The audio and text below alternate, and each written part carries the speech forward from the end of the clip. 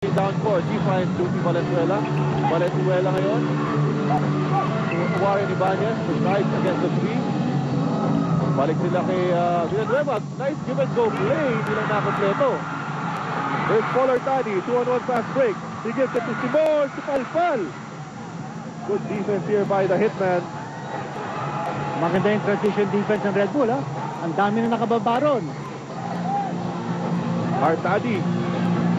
To Simon, who shoots a three. Go! John Salvador, yes! And he scores with a bonus coming up. What an offensive rebound.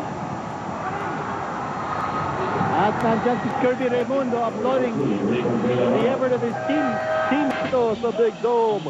We have a timeout. Purefoot is up. 69-64. Well, yan po siya. Since Alan Richardson, of course, with PBA Commissioner Attorney Noli Ayala. And valuable contribution yan, ha? Siyempre, from Mr. Richardson. That's a 10-day stint that Alan Richardson has with the PBA. He leaves on Wednesday. Incidentally, kakakuha po lang natin ang text dito from Mikey Romero. And he's watching this ball game very intently. Again, congratulations to Harbor Center. Inspiration coming from no less than Mikey Romero for winning that Piaba Champions Cup. Bonasier, nakita si Sharma. And bounces out. Pugia. Another chance dito para sa Red Bull. Valenzuela, nothing there. Ito, hindi na pumapasok yung makita ng Red Bull. And they're also forced to take the shots from the outside. Now you also notice that Rico Villanueva now has to sit down with 4 personal fouls. They do not have that post presence that Villanueva gave them earlier. Si Sharma is more of a medium-range type of player.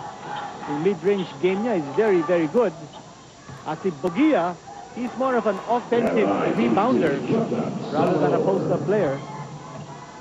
Pero dito, Purefoot, ha? Ginawa lang, pinalalaki pa yung lamang nila. Stands Martin Chandler. But a miss from Jordan Salvador. All right, so Tex Robinson and Mike Rayback back in the ball game.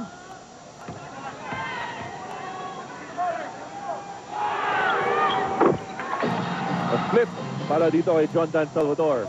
And Salvador now ties his conference high of 9 points. Not scored in double figures at all in this conference. Judy Valenzuela given a screen by Mike Rayback. They go to Larry Fonacher. Back to Judy, guarded by Ray Evangelista. He goes inside. Pero sabi ni referee Art Herrera on the floor ang foul. Well, 2 free throws coming up. Nasa penalty situation. Ang Purefoot. And that's the third foul on Ray Evangelista. Sinasabi nga natin, marami na po na sa foul trouble dito sa Purefoot. So Red Bull side naman, Penny with 4 and Villanueva with 4.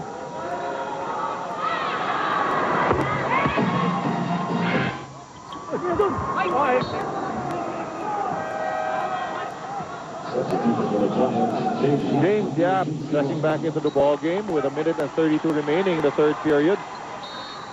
6-point lead.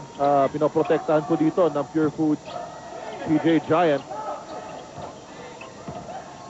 Valenzuela kicks it out to Michael Rayback. May click. Rebound to Cambaso.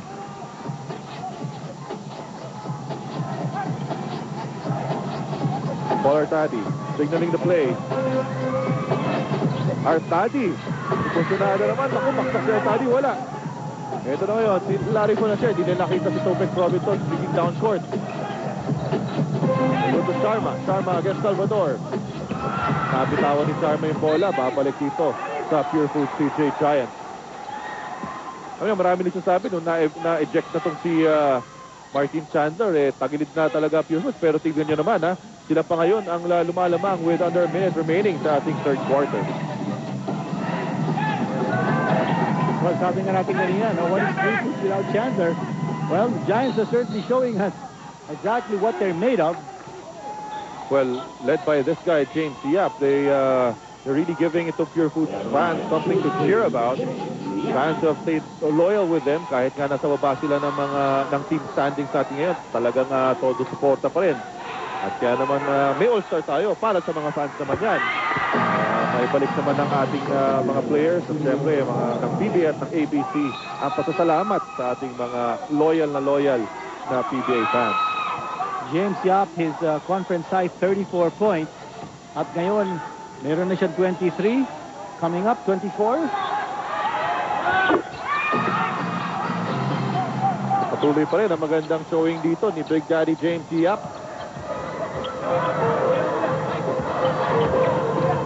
Galaw dito ni Junti to Sharma. This time he will miss. Tapi ka ng bola. Napunta dito kay Topex Robinson. Too strong. Agawa ng bola. James Yap gets it. Noy Castillo. Nagmamadali ngayon. Noy Castillo is bumped. And he will go to the line.